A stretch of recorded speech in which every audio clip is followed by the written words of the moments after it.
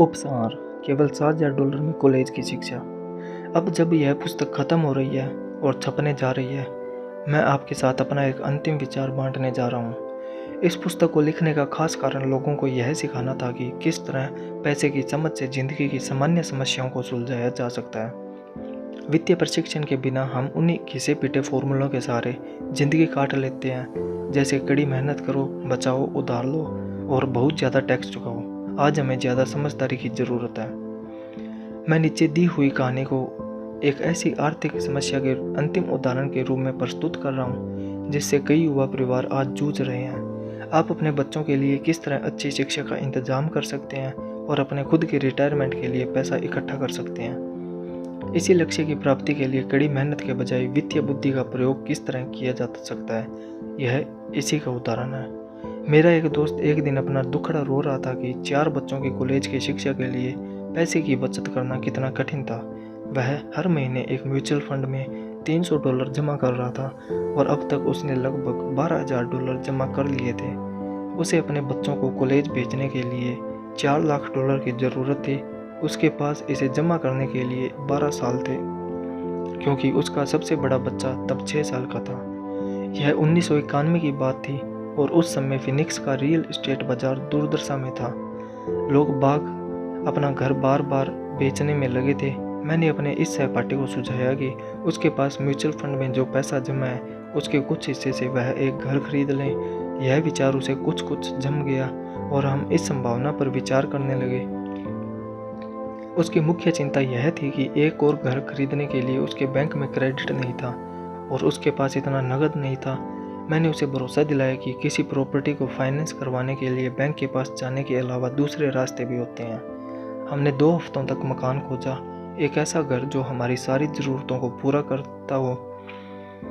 चुनने के लिए हमारे पास बहुत से घर थे, इसलिए हमें शॉपिंग में मज़ा भी आ रहा था। आखिरकार हमने एक अच्छे मोहल्ले में 3 बेडरूम और 2 बाथरूम वाला घर पसंद किया। मालिक उसी दिन घर बेचना चाहता था क्योंकि वह और उसका परिवार कैलिफोर्निया के लिए जा रहे थे, जहां उसकी नौकरी उसका इंतजार कर रही थी। वह $1,02,000 चाहता था, परंतु हमने उसे $79,000 का ऑफर दिया। उसने तत्काल इसे मंजूर कर दिया। उस घर का एक नॉन क्वालिफाइंग लोन था, जिसका मतलब यह था कि कोई बिना नौकरी वाला व्यक्ति भी उसे बैंकर के अनुमोदन के बिना खरीद सकता था। मकान मालिक $72,000 का कर्ज बाकी था, इसलिए मेरे दोस्त को केवल बचे हुए $7,000 का इंतजाम करना था, जो कर्ज की रकम और खरीदने की राशि का अंतर था। जैसे ही मालिक ने घर खाली किया, मेरे दोस्त ने मकान किराए पर उठा दिया।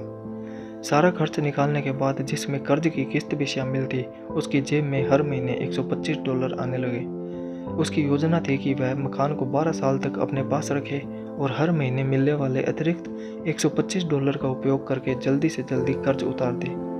हमने अनुमान लगाया कि 12 सालों में कर्ज का एक बड़ा भाग चुक जाएगा और जब उसका पहला बच्चा कॉलेज जाएगा तो उसके पास $800 प्रति माह की आमदनी होगी। अगर उस मकान की कीमत बढ़ जाती है तो वह घर को बेच भी सकता था।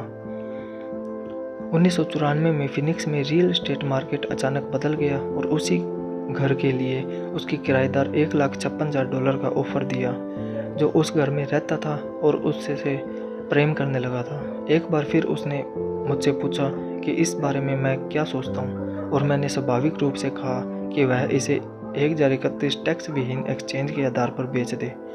अचानक ही उसके पास लगभग $80,000 अतिरिक्त आ गए। मैंने ऑस्टिन टेक्सास में अपने एक और दोस्त को फ़ोन किया, जिसने इस अतिरिक्त धन को एक कीमती स्टोरेज फैसिलिटी में लगा दिया था।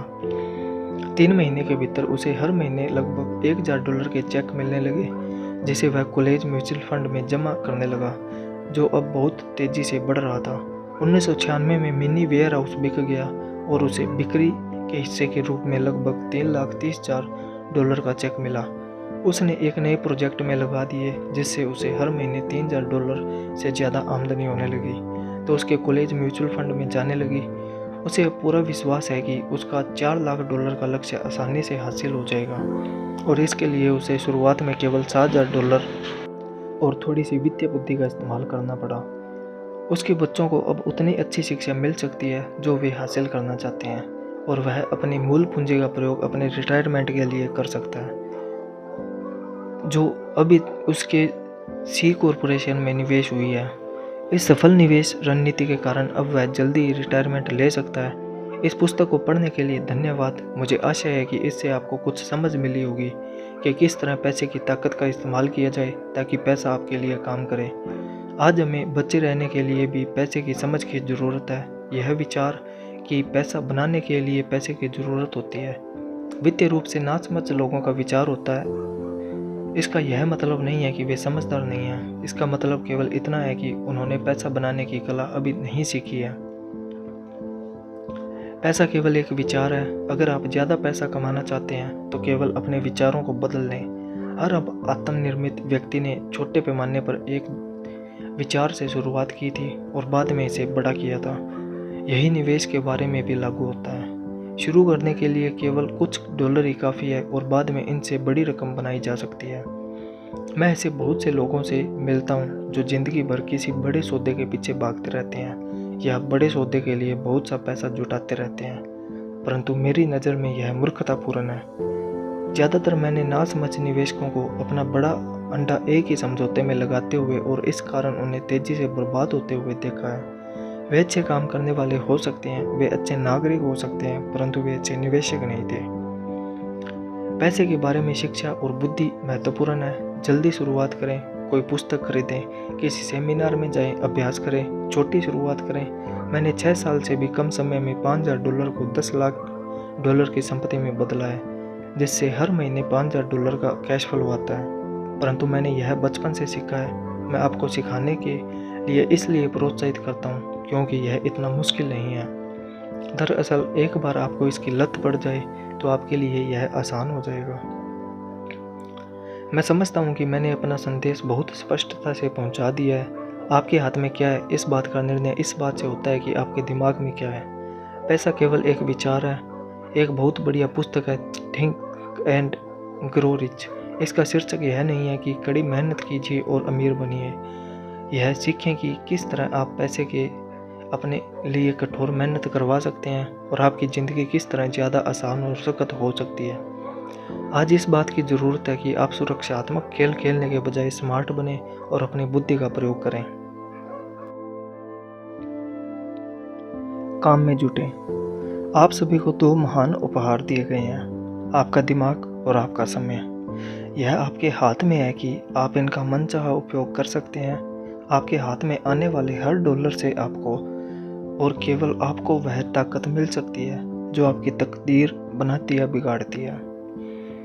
अगर आप इसे मूर्खतापूर्ण तरीके से खर्च करते हैं तो आप गरीब रहने का विकल्प चुनते हैं। अगर आप इसे दायित्वों पर खर्च करते हैं तो आप मध्य वर्ग में बने रहने का विकल्प चुनते हैं।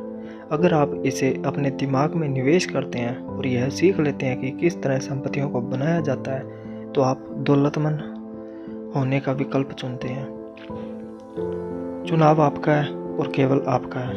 हर दिन हर डॉलर के साथ आप अमीर, गरीब या मध्य वर्गीय होने का विकल्प चुनते हैं।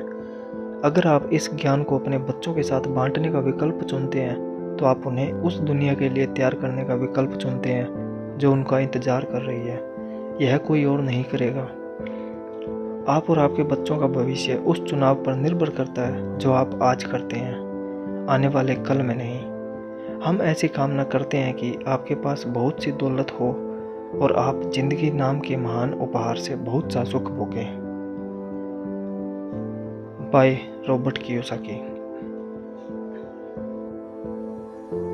रॉबर्ट कियोसाकी का एजुमर्शियल। एक एजुकेशन कमर्शियल 3 तरह की आय। अकाउंटिंग की दुनिया में 3 अलग अलग प्रकार की आय होती है: अर्जित आय, निष्क्रिय आय, पोर्टफोलियो आय।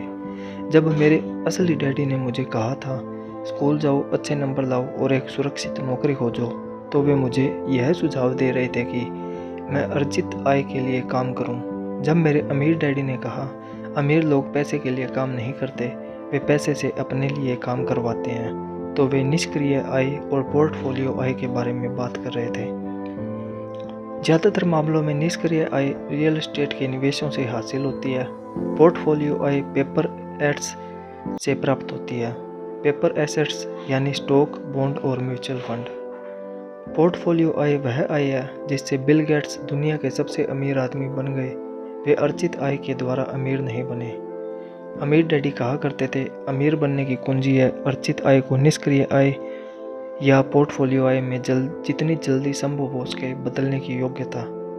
वे कहते थे, अर्जित आय पर टैक्स सबसे ज़्यादा लगता है, सबसे कम टैक्स निष्क्रिय आय पर लगता है। यह एक और कारण है कि आप अपने पैसे से अपने लिए कड़ी मेहनत करवाएं। सरकार उस आय पर ज़्यादा टैक्स लगाती है जिसके लिए आप कड़ी मेहनत करते हैं, और उस आय पर कम टैक्स लगाती है जिसके लिए आपका पैसा कड़ी मेहनत करता है। मेरी दूसरी पुस्तक द कैश फ्लो क्वाड्रेंट में मैंने व्यापारिक जगत में मिलने वाले 4 तरह के लोगों के बारे में समझाया है। वे ई एम्प्लॉय,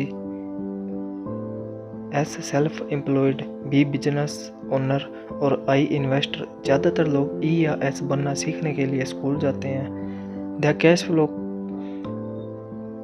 क्वाड्रेंट इन 4 तरह के लोगों से मूलभूत अंतरों के बारे में लिखी गई है, और उसमें यह भी सुझाया गया है कि किस तरह अपने क्वाड्रेंट को बदला जा सकता है। वास्तव में हमारे ज़्यादातर उत्पाद ऐसे लोगों के लिए बनाए गए हैं जो बी या आई क्वाड्रेंट में है।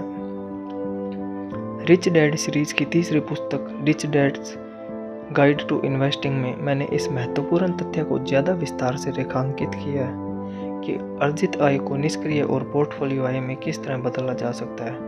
अमीर डैडी कहा करते थे, सच्चा निवेशक केवल यही करता है कि वह अपनी अर्जित आय को निष्क्रिय और पोर्टफोलियो आय में बदल दे। अगर आप यह जानते हैं कि आप क्या कर रहे हैं तो निवेश करना खतरनाक नहीं है। यह केवल कॉमन सेंस की बात है। आर्थिक स्वतंत्रता की कुंजी। आर्थिक स्वतंत्रता और ढेर सारी दौलत की कुंजी है किसी व्यक्ति की अपनी अर्जित आय को निष्क्रिय आय या पोर्टफोलियो आय में बदलने की दक्षता या योग्यता। यही वह दक्षता है जिसे माइक और मुझे सिखाने में मेरे अमीर डैडी ने इतना ज़्यादा समय लगाया। उस योग्यता के कारण ही आज मेरी पत्नी किम और मैं आर्थिक रूप से स्वतंत्र हैं, और हमें काम करने की कोई ज़रूरत नहीं है। हम केवल इसलिए काम करते हैं क्योंकि हमें काम करना अच्छा लगता है। आज हम एक रियल एस्टेट इन्वेस्टमेंट कंपनी के स्वामी हैं जिससे हमें निष्क्रिय आय प्राप्त होती है, और हम पोर्टफोलियो आय के लिए शेयर बाजार में IPO या निजी रूप से भाग लेते हैं। हमने अपनी पार्टनर शेरान लेक्टर के साथ मिलकर यह वित्तीय बौद्धिक कंपनी भी बनाई है जो पुस्तकें, टेप और खेल बनाती और प्रकाशित करती है। हमारे सभी शैक्षणिक उत्पाद इस तरह बनाए गए हैं कि लोग वही सीख सकें जो मेरे अमीर डैडी ने मुझे सिखाया था।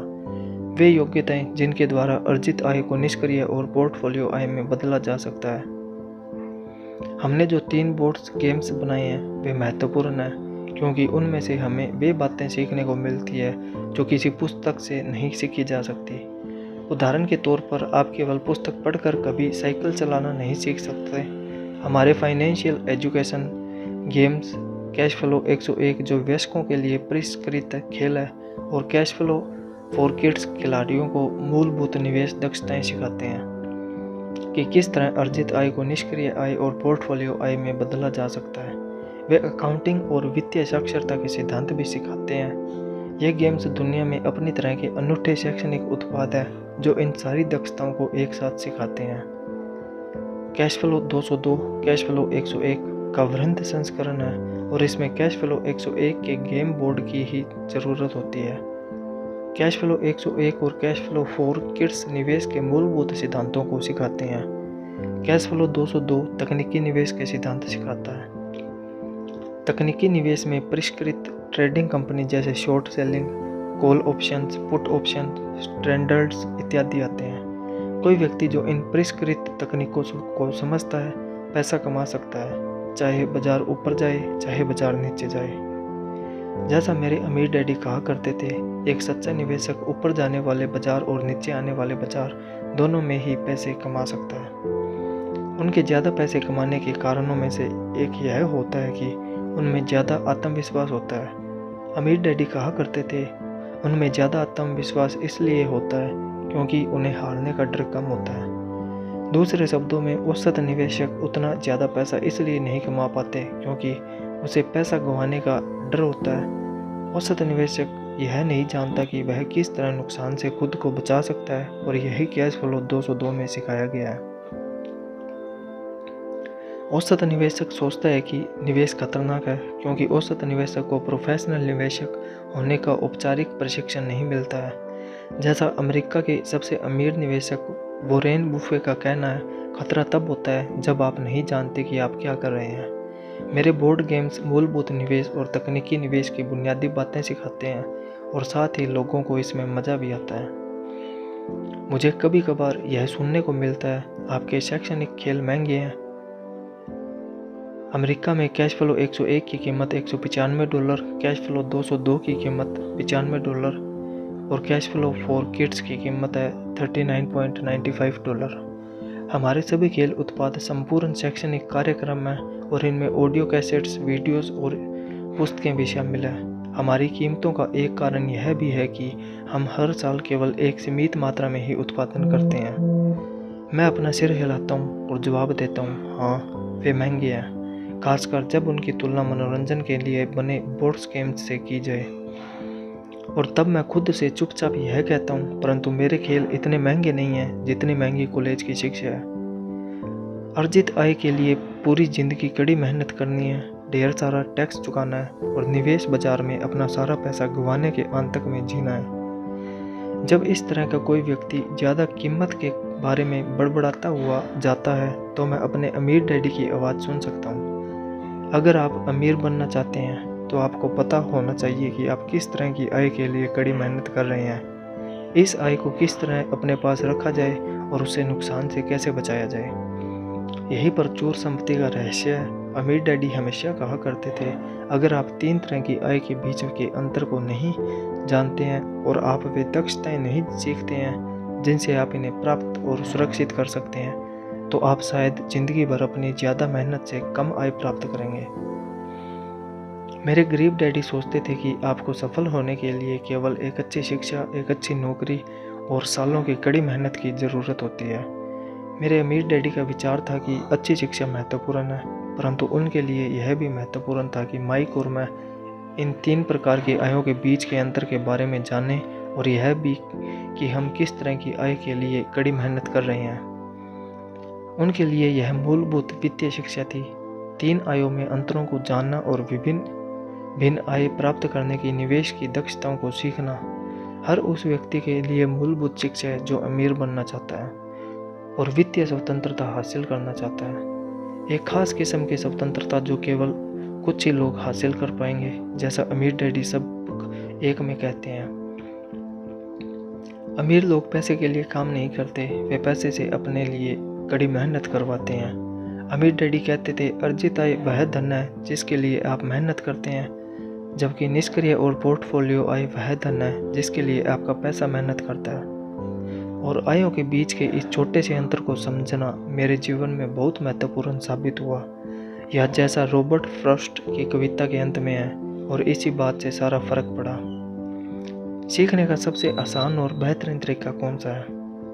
1994 में वित्तीय रूप से स्वतंत्र होने के बाद मैं दूसरों को अमीर डैडी की नसीहतें सिखाने के तरीके के बारे में सोच रहा था। आप पढ़ने से इतना ही सीख सकते हैं, आप पुस्तक पढ़कर साइकिल चलाना नहीं सीख सकते। मुझे अचानक समझ में आया कि अमीर डैडी ने बार बार दोहराकर मुझे सिखाया था, इसलिए मैंने शैक्षणिक बोर्ड गेम्स को बनाना शुरू किया। मेरे विचार में जटिल विषयों को सीखने के लिए वे सबसे आसान और बेहतरीन तरीके हैं। अगर आप यह सीखने के लिए तैयार हैं कि किस तरह ज़्यादा निष्क्रिय और पोर्टफोलियो आय हासिल की जाती है, तो आपके लिए कैश फ्लो का खेल पहला महत्वपूर्ण कदम साबित हो सकता है। अगर आप अपनी वित्तीय शिक्षा को सुधारने के लिए तैयार हैं, तो आप हमारे खेल उत्पाद परखने के लिए 90 दिन की रिस्क फ्री कोशिश कर सकते हैं। मैं आपसे सिर्फ यही अपेक्षा रखता हूँ कि आप खेल खरीदने के बाद इन 90 दिनों में अपने दोस्तों के साथ कम से कम इसे 6 बार पूरा खेलें। अगर आपको यह लगता है कि आपने कुछ भी नहीं सीखा है या यह खेल ज़्यादा मुश्किल है, तो आप खेल को अच्छी हालत में लौटा दें और हमें आपका पैसा वापस लौटाने में खुशी होगी। नियमों और रणनीतियों को समझाने के लिए आपको खेलों को कम से कम 2 बार खेलने की ज़रूरत होगी। दूसरी बार के बाद खेलना आपके लिए आसान हो जाएगा और आपको इसमें मज़ा आने लगेगा और आपका ज्ञान तेज़ी से बढ़ने लगेगा। अगर आप एक कैश फ्लो गेम खरीदते हैं और इसे नहीं खेलते हैं तो यह आपके लिए बहुत महंगा खेल साबित होगा। अगर आप इससे कम से कम 6 बार खेलते हैं तो मैं समझता हूँ कि आपके लिए हर खेल एक अनमोल खेल साबित होगा।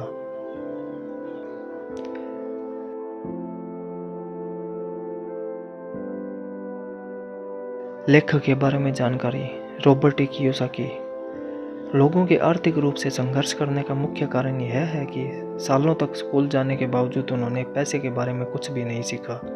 इसका परिणाम यह है कि लोग पैसे के लिए काम करना सीख जाते हैं, परंतु वे पैसे से अपने लिए काम करवाना कभी नहीं सीख पाते। रॉबर्ट का कहना है, हवाई में पले बड़े रॉबर्ट चौथी पीढ़ी के जापानी अमेरिकी हैं। वे शिक्षकों के गरिमामय परिवारों से आए हैं। उनके डैडी हवाई राज्य के शिक्षा प्रमुख थे। हाई स्कूल के बाद रॉबर्ट्स की शिक्षा न्यूयॉर्क में हुई और ग्रेजुएशन के बाद वे यूएस मरीन कॉर्प्स में शामिल होने एक ऑफिसर और हेलीकॉप्टर गनशिप पायलट के रूप में वियतनाम चले गए। युद्ध से लौटने के बाद रॉबर्ट का बिजनेस करियर शुरू हुआ। 1977 में उन्होंने एक कंपनी स्थापित की जिसने बाजार में पहले नायलॉन और वेल्क्रो सर्फर वॉलेट्स उतारे, जो करोड़ों डॉलर का विश्वव्यापी उत्पाद बन गया। वे और उनके उत्पाद runners world, gentleman's quarterly success magazine, Newsweek और यहाँ तक कि प्लेबॉय में फीचर हुए हैं। व्यवसायी जगत को छोड़कर उन्होंने 1985 में एक अंतर्राष्ट्रीय शैक्षणिक कंपनी की सह स्थापना की जो 7 देशों में काम कर रही है और लाखों ग्रेजुएट्स को व्यवसाय और निवेश सिखा रही है। 47 साल की उम्र में रिटायर होने के बाद रॉबर्ट वही कर रहे हैं जिसमें उन्हें सबसे ज़्यादा आनंद मिलता है, निवेश। अमीरों और गरीबों के बीच बढ़ती खाई के बारे में चिंतित रॉबर्ट्स ने कैश फ्लो गेम बोर्ड की रचना की जो धन का खेल सिखाता है, जो अब तक केवल अमीरों को ही आता था। हालांकि रॉबर्ट्स का व्यवसाय रियल एस्टेट और छोटी पूंजी की कंपनियों को विकसित करना है, परंतु उनका असली प्रेम और मकसद शिक्षा देना है। उन्होंने औग मैंडिनो, जिग जिगलर और एंथनी रॉबिन्स जैसे महान लोगों के साथ स्टेज कार्यक्रमों में भाषण दिए हैं। रॉबर्ट्स कियोसाकी का संदेश स्पष्ट है, अपने धन के लिए जिम्मेदारी लें या फिर जिंदगी भर दूसरों के आदेशों का पालन करें। आप या तो अपने पैसे के मालिक हैं या फिर इसके गुलाम हैं। रॉबर्ट्स की कक्षाएं 1 घंटे से लेकर 3 दिन तक चलती है जिसमें लोगों को अमीरों के रहस्य सिखाए जाते हैं। हालांकि उनके विषय निवेश से लेकर ज़्यादा मुनाफे और कम जोखिम होते हैं। आपके बच्चों को अमीर बनना सिखाना होता है, कंपनी शुरू करना और उसे बेचना होता है। उनका एक जोरदार संदेश है और यह संदेश है, अपने भीतर सोए हुए पैसे के जीनियस को जगाएं। आपका जीनियस बाहर निकलने का इंतजार कर रहा है।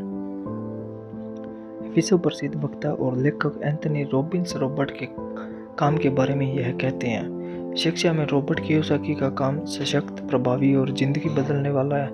मैं उनकी कोशिशों को सलाम करता हूँ और इनकी बहुत ज़्यादा अनुशंसा करता हूँ। महान आर्थिक परिवर्तन के इस दौर में रॉबर्ट का संदेश अनमोल है। Cash flow technology Inc. Robert Kiyosaki, Kim Kiyosaki और शेरोन लेक्टर ने मिलकर कैश फ्लो टेक्नोलॉजी इंक स्थापित की है ताकि वे आधुनिक वित्तीय शैक्षणिक उत्पाद निर्मित कर सकें। कंपनी का मिशन है मानवता की आर्थिक समृद्धता को ऊपर उठाना। Cash flow technology Inc Robert की शिक्षा को कई उत्पादों द्वारा सिखाती है, जैसे rich dad poor dad, the cash flow quadrant और patent board game cash flow और पेडिंग board game cash flow for kids. अतिरिक्त उत्पाद उपलब्ध है और उन लोगों के लिए कई उत्पाद विकसित किए जा रहे हैं जो वित्तीय स्वतंत्रता की राह पर चलने के लिए मार्गदर्शक की तलाश कर रहे हैं।